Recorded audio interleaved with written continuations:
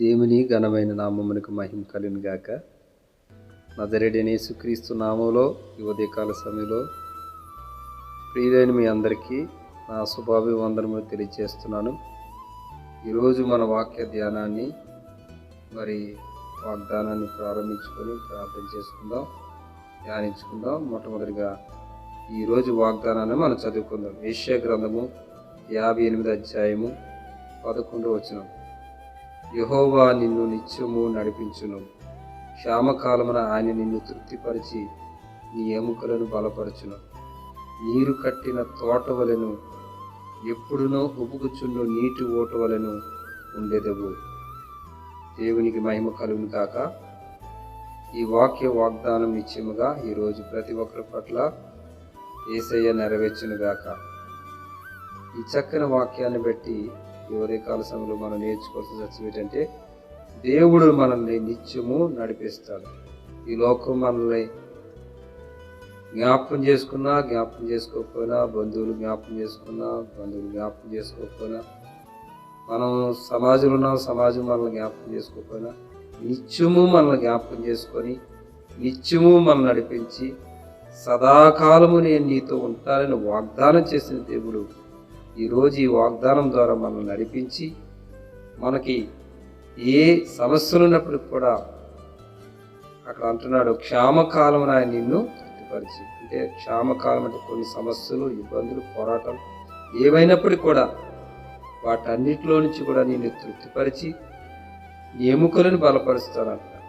మన ఎముకలను ఆయనే బలపరుచు. మన ఎముకలు అంటే ఏంటంటే మనకున్నటువంటి ఆధారాలన్నింటినీ కూడా దేవుడే ఉన్నాడు కాబట్టి వాటన్నిటిని ఆయన బలపరిచి, మనం నీరు కట్టిన తోట వలె, ఒక తోట ఎంత నీరు కట్టిన తోట ఎంత సమృద్ధిగా, ఎంత అందంగా, ఎంత పచ్చగా ఉంటుందో, ఎంత ఆశీర్వాదకరంగా ఉంటుందో, ఎంత చూడడానికి చక్కగా ఉంటుందో, అలాంటి జీవితాన్ని దేవుడు ఈరోజు మీ అందరికీ ఇవ్వబోతున్నాడు. అందుకే ఈ వాగ్దానాన్ని ప్రభు మనకు అనుగ్రహించున్నాడు కాబట్టి విశ్వాసంతో దీన్ని మీరు స్వతంత్రించుకోండి.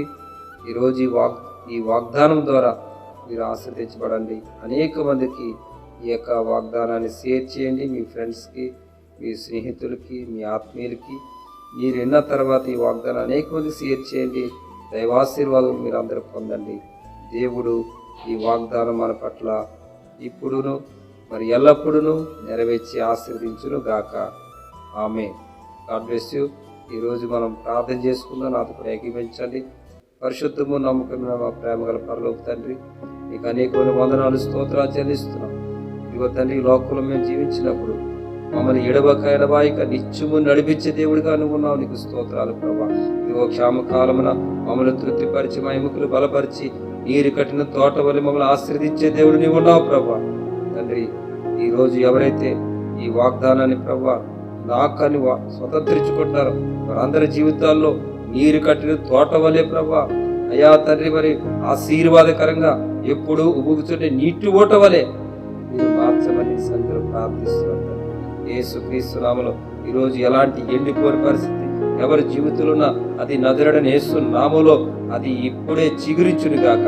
ఇప్పుడే అది ఒక నీటి ఓట వలె, ఉబుకుచున్న నీటి ఓట వలె నజరేయుడైన యేసుక్రీస్తు నామములో మార్పు చెందును గాక. యేసుక్రీస్తు నామములో గొప్ప సమృద్ధి కలుగును గాక, గొప్ప తృప్తి కలుగును గాక. ప్రతి ఎముకలు యేసు నామములో బలపరచబడును గాక. వారికి ఉన్న సమస్తం యేసు నామములో అభివృద్ధి చెందును గాక, ఆశీర్వాదకరంగా మారును గాక.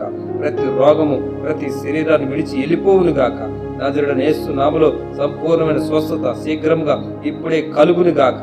ప్రతి ఒక్కరి బంధకాలు యేసు నామములో తెగిపోవును గాక. ప్రతి వ్యాధి కట్లు యేసు నామములో తెగిపోవును గాక. ప్రతి అప్పు సమస్యలు యేసు నామములో తొలగిపోవును గాక.